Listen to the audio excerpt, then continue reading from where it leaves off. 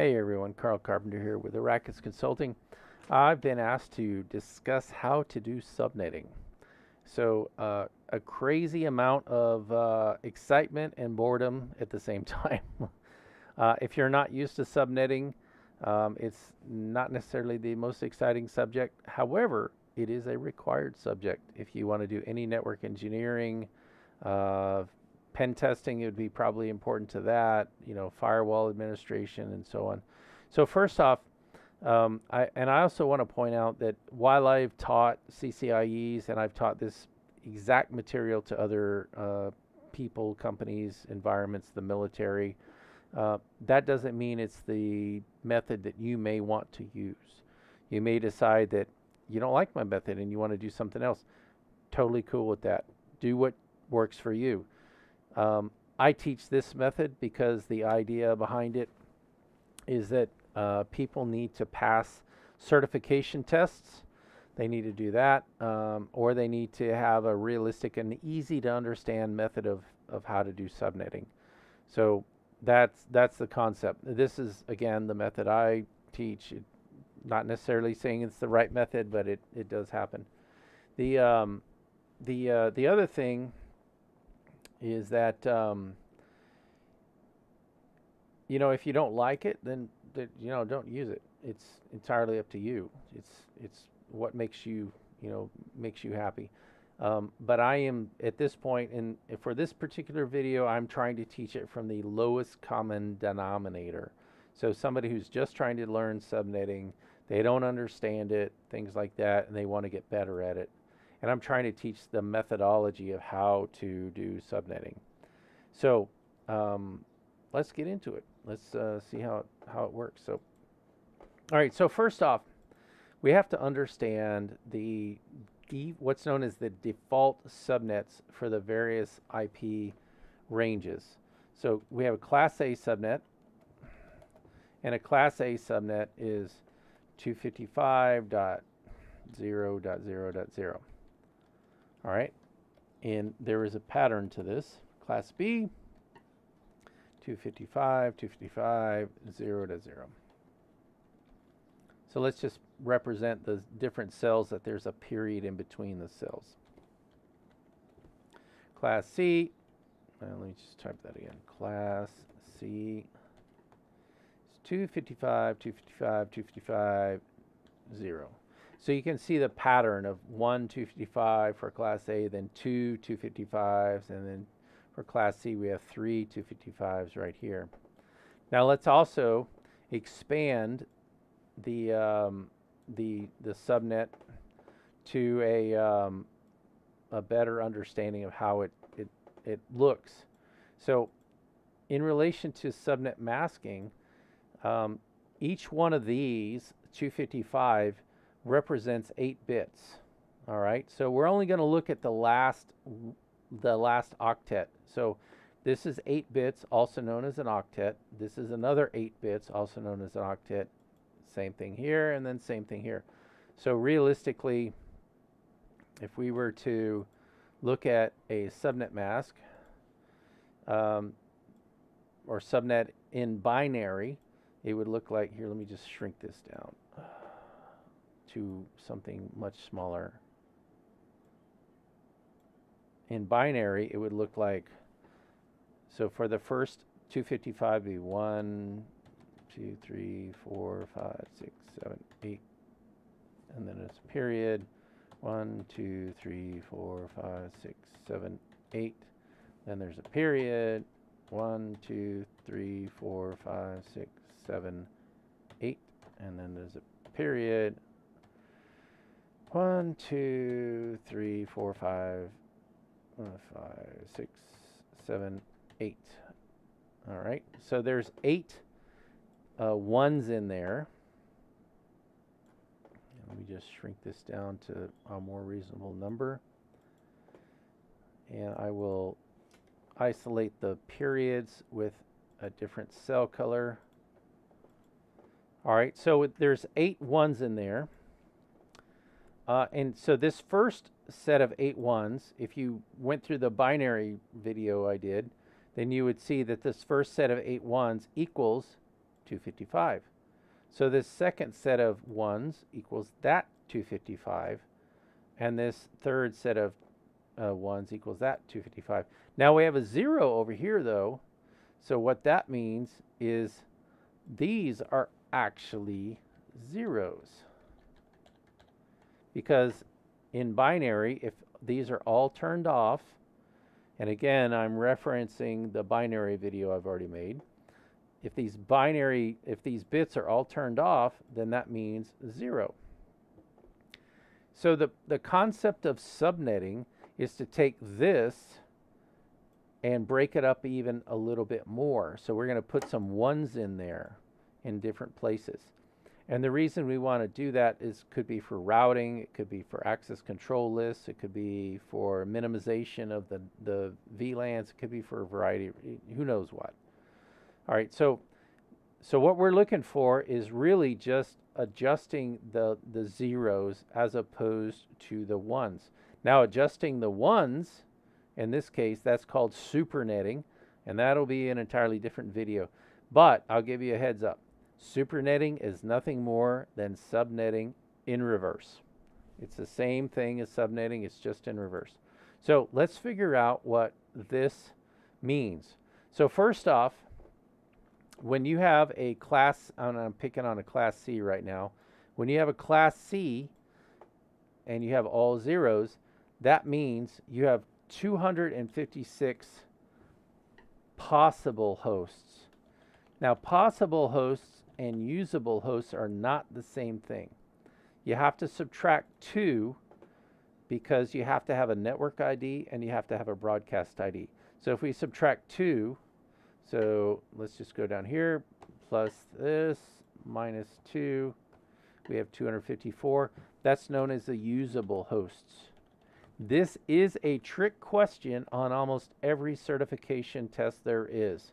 They will ask you a question about subnetting, which we haven't really gotten into yet, and they will refer to that question as how many usable hosts do you have based on this subnet mask. Well, it's important to understand that usable and possible are not the same thing, because you still have to remove the network ID and the broadcast ID, which gives you the usable hosts, and they will give, as an answer, they will tell you the subnet mask for possible, because they're going to try to trick you. All right, so let's figure out how to do this. All right, so first thing I want you to do is create a kind of a list. We're going to start at the top and we're going to go all the way down. We're going to start with 0, and then we're going to go to 1, 2, 3, 4, 5, 6, 7, 8. All right, and then down here where the 8 is, we're going to go 1, 2, 3, 4, 5, 6, 7, 8. All right, so the 0 and the 8 means how many networks you have. Networks. And my math is, actually, let me just move this over to cut. I'll move it over to here. Paste. So this is how many networks you have. And apparently my OCD is kicking in. And this is how many hosts you have. So if you have a 0 here, that means this is all zeros. They're all turned off in relation to networks, and they're all available, not turned on, I don't want to say turned on. They're all available for the hosts, which gives you the 256 possible hosts. So then let's go down the path of figuring out how many available networks there are. So first, we always want to start with the number 1 in this case. So 1, and let me just OCD this. All right, we're going to take 1, and we're going to multiply it by 2. All right, and then we're going to follow the same process. We're going to take 2, and then 4, and then 8, and then 16. We're going to go all the way down. Copy, paste. All right.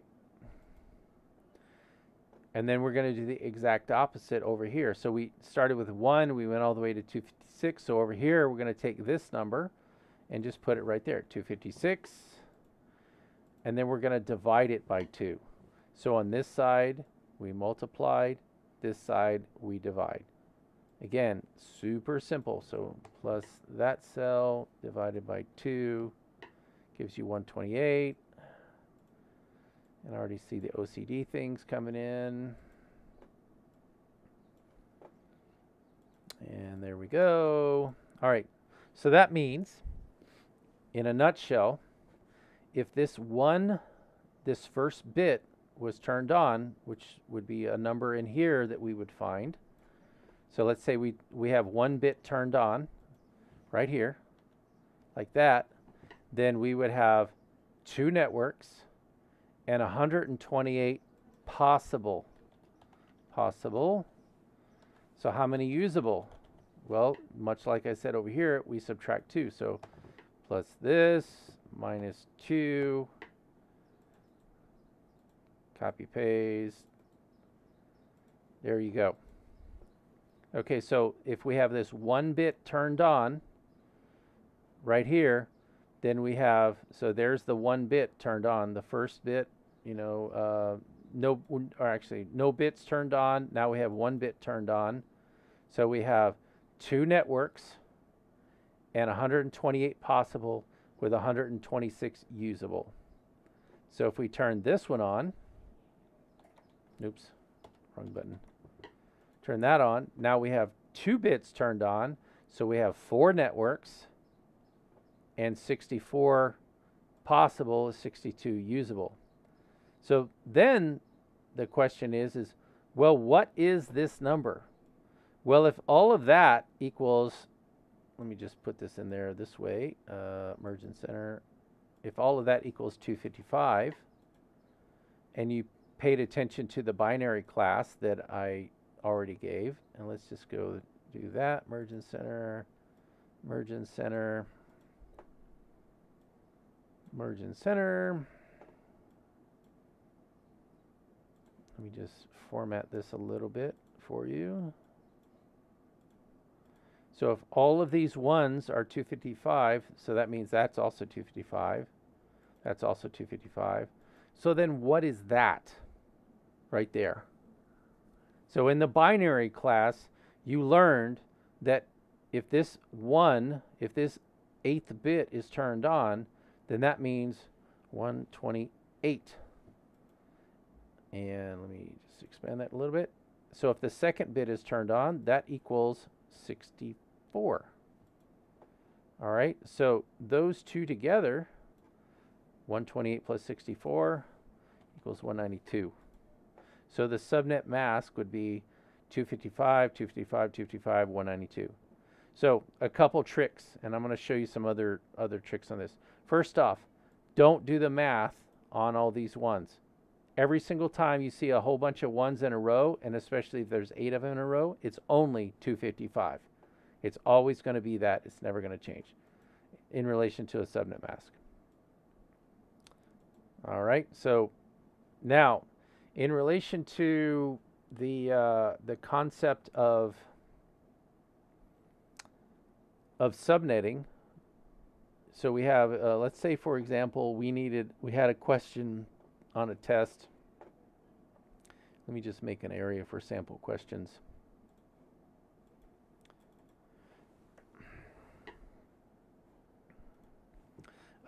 Create a subnet mask for 4 networks with at least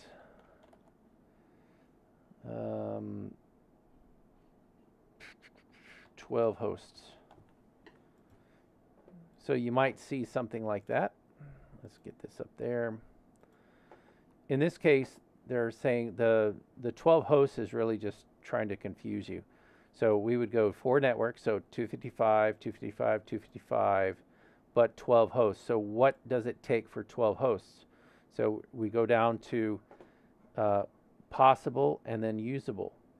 You can't have 12 hosts if you look at it from a possible standpoint. You have to look at it from a usable standpoint. So the hosts would be printers, laptops, anything anything that has an IP address to it, attached to it in the network.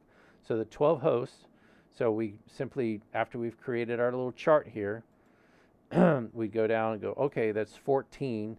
So that means that we have four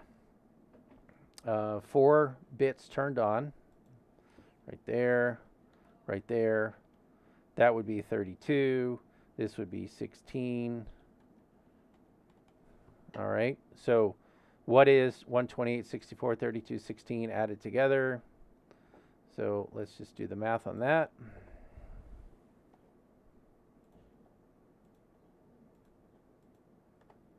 Look at that, 240. Super simple. So the subnet mask for this, in this particular case, oops, there we go. The answer to that question would be 255, 255, 255, 240. So it's extremely simple to do subnetting. It's just how detailed you want to make it. However, and again, if you're new to subnetting, then what I always suggest is that you understand and you know how to create this chart that you see right here, where you're starting with a number of networks, and let me just add that in there, number of networks. And this should probably be changed to network bits, and then host bits to make it a little easier. And again, I apologize, I am kind of free-flowing this, kind of without a script or pretty much any sort of planning, just doing it. But that is the process of subnetting. So let's do another one. Create a subnet mask with can't spell with 30 hosts. All right, so again, 30 hosts. So if we wanted to figure out 30 hosts, we figure out how many possible, how many usable. We have 30 right here. So that means 3 bits are turned on. So this would be a 0. That would be a 0. Or that would be gone. And then the 5 bits are turned off. So these 3 bits right here equate to that. And these 5 bits that are turned off are reserved for hosts equate to that. So again, what does the subnet mask mean? So we have 255, 255, 255, and then this number, whatever that is. So let's just do plus this, plus that, bam, 224. And you have your answer. So create a subnet mask with 30 hosts. That's it right there. 255, 255, 255, 224. If you wanted to, and you'll get questions in relation to how many hosts and then how many networks. You may get like the previous question, like create a subnet mask with however many networks with X amount of hosts. In some cases, they might give you a question where you can't do that because it's just not possible. Again, it's important to understand that you have possible hosts and then you have usable. And you always subtract 2 because possible equates to the network ID. Then you have the broadcast ID. Now, in relation to the usable hosts, one of those IP addresses is going to be associated to like a switch, a router, or something, so you can get out of the network you're in, things like that. So let's work backwards a little bit. Let's go with some Class B subnetting. Let's say this is, if with the way we have it right now, we have 256 possible hosts. So, and then 254 usable hosts. So, and that's a Class C. Well, let's say that we take this this particular subnet right here, the third octet. So this is the 4th octet. This is the 3rd octet. Let's say we go with a 0 here. So we're allocating all 8 of these bits to IP addresses on devices, printers, computers, laptops, things like that. But now we're going into the left a little bit, and we're going to allocate IP addresses there. Okay, so if we have 256 possible hosts on these 8, then what we do is multiply that by 2. So here it is, and I'm going to just kind of break it down a little bit. Just put that back to 1. All right, so if we had, let me just do this, 1. If we had it like this, where we only had 1 bit allocated towards devices like laptops, computers, routers, something like that, that would give us, let me shove that down a little bit, insert, shift cell down, that would give us 2 possible hosts, but 2, but 2, let's see here, this, minus the fact that we have to subtract always the network ID and the broadcast ID, gives us actually no actual IP addresses that we can use. Now, in Cisco land, there is a way where you can have a subnet mask like this and still work, but that is far beyond the material for this particular video. So let's say that we turn this one off. So we allocated this bit to the IP addresses that we need to use. So what we'd want to do is take this and multiply it by 2. And then we'd still want to reduce the network and the broadcast ID. So we would take this minus 2. So in this case, we have 2 usable hosts for a possible host. Well, if we follow that exact same methodology, and the power of Excel is compelling me to copy paste. So let's just expand that. So I will expand this. So if we expanded that, if we did 0, 0, 0, 0, 0 like that, we have 256 possible, subtract 2, 254 usable. Now that does not mean that 254 is the, well, actually it could mean, because we're gonna start counting at 0, right? Because 0 is a number. It's not something. It's not null. It actually is a number. So if we wanted to kind of dig into this third octet, where that was a 0, and we allocated this bit to the host side, then all we do is the same process. We simply take 256 and multiply it by 2. So plus that times 2. So look at that. So we would have 512 possible IP addresses, and then we'd want to remove the unusable ones, which is the network and the broadcast ID. And I'm going to harp on that a lot, network and broadcast. That means we have 510 usable IP addresses in there. So what would that look like if we did something like that? So first off, this is kind of a trick question, but kind of not. So first off, anything that's all ones like this is always going to be 255. So 255, then we have another set of all ones. So 255.255. But then we have this right here. So I'm just going to leave that as an X for right now.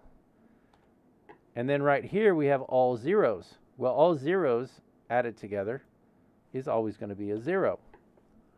The reason I bring that up is because you will see on your various certification tests, you will see where an answer is like 255, 255, 192, and then 240 or something. If it's all zeros, it's always going to be all zeros. You're never going to have a test question in such a way where you have a number that's not 255 in one area and then a number that's not 255 or a 0 in another area. Another thing you should remember is 255. The number 255 is always going to be to the left of whatever octet you're subnetting, and any octet to the right of the octet you're subnetting is always going to be a 0. Hope that makes sense. All right, so we have 7 bits turned on or reserved for the networks, and then we have 1 bit reserved for the host. It's the exact same process. We're going to go down here. We're going to find 7.1. So what is 7.1? That gives us 128 networks. All right. So we're going to do, let's just do it down here for the math, sake of math. 128, and then 64, and then 32, and then 16, and then 8, and then 4, and then 2, and that's a 0. So what does that all add up to?